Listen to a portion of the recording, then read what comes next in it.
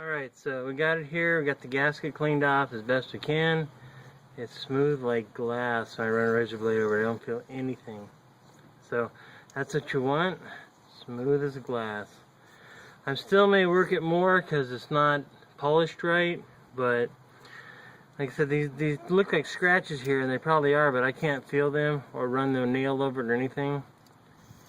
They're just smooth as glass.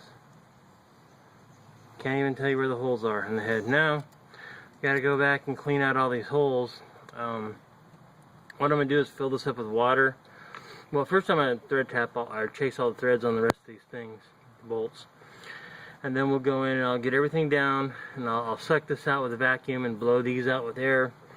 But down in here in the middle, what we'll do in the water jack is I'm going to take and suck it out with a shop vac, put a straw down in there type thing and pull it up.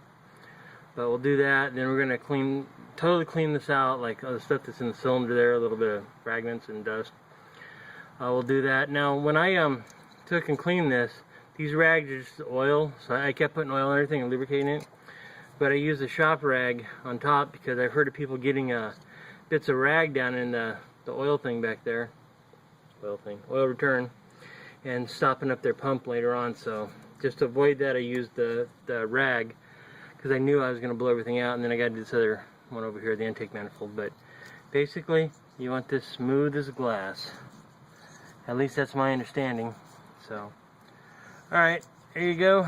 Have a great one, guys. We'll do some more later. But that's how clean you need a gasket head, a mating surface. And you got to be real careful on aluminum heads with this stainless steel. There we go. Alright, have a great one.